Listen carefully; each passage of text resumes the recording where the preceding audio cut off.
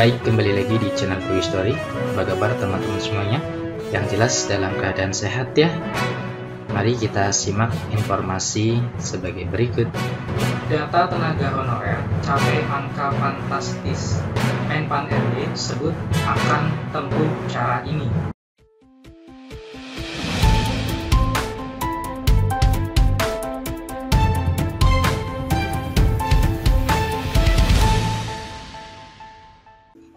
Baik, kembali lagi di channel Toy Story. Kali ini kita akan membahas informasi update, informasi terbaru seputar tenaga honorer.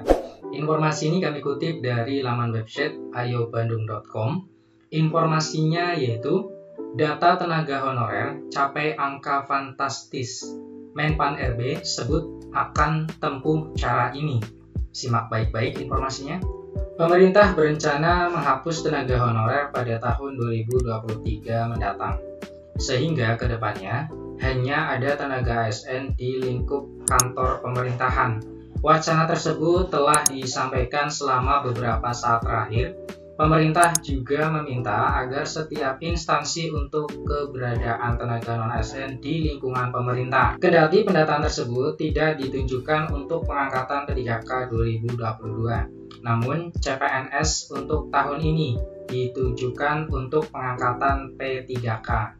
Menteri Pendayagunaan Aparatur Negara dan Reformasi Birokrasi Menpan RB, Abdullah Azwar Anas, mengungkapkan data terakhir yang dia dapatkan jumlah tenaga honorer yang dilaporkan oleh para kepala daerah mencapai sekitar 1,1 juta orang.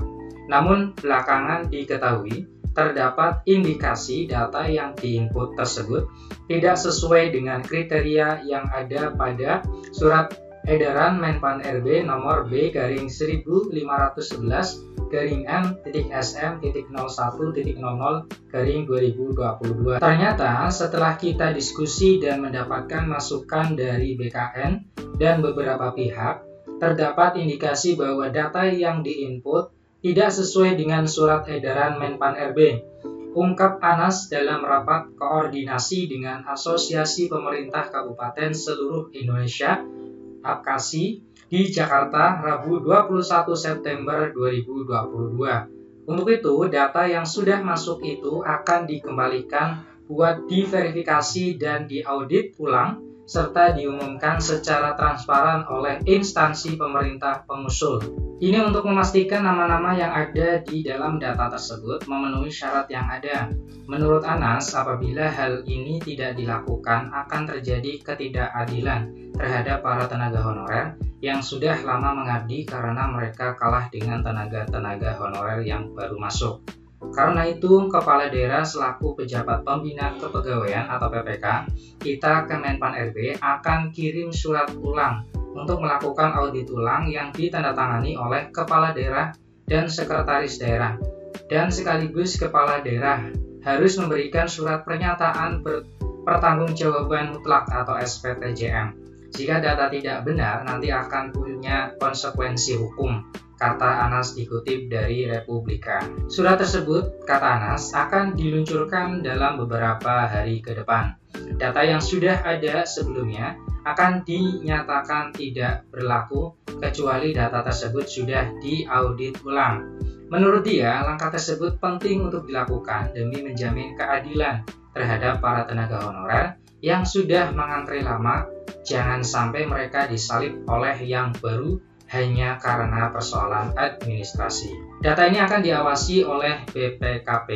Kami akan meminta BPKP mengawasi data ini. Apakah benar mereka yang diusulkan sudah sesuai dengan syarat-syarat yang kita edarkan? Jika nanti yang diusulkan ternyata tidak sesuai dengan surat yang kami kirim, nanti BPKP akan mengaudit dan itu akan ada konsekuensi hukum, jelas dia. Anas menjelaskan semua langkah tersebut dilakukan sebagai upaya sungguh-sungguh pemerintah pusat memetakan data sebenarnya tenaga honorer yang ada saat ini. Dia curiga data yang sebenarnya tidak mencapai 1,1 juta orang tenaga honorer. Jika jumlah sebenarnya hanya berkisar di angka 600.000 orang, itu diharapkan dapat diselesaikan tahun ini. Ini sebagai upaya yang sungguh-sungguh dari kami ingin memetakan data yang sesungguhnya ada berapa. Jangan-jangan data yang tidak sampai 1 juta, jangan-jangan datanya cuma 600.000 dan ini bisa kita beresin tahun ini, kata dia. Demikian informasi yang bisa kami share ke teman-teman semuanya. Yang jelas pendataan non-ASN ini diperuntukkan untuk pemetaan ya, mengetahui kondisi tenaga honorer yang ada di instansi pemerintah. Tetap semangat, optimis, dan selalu berdoa dan berpikir positif. Terima kasih atas perhatiannya. See you next time. Assalamualaikum warahmatullahi wabarakatuh.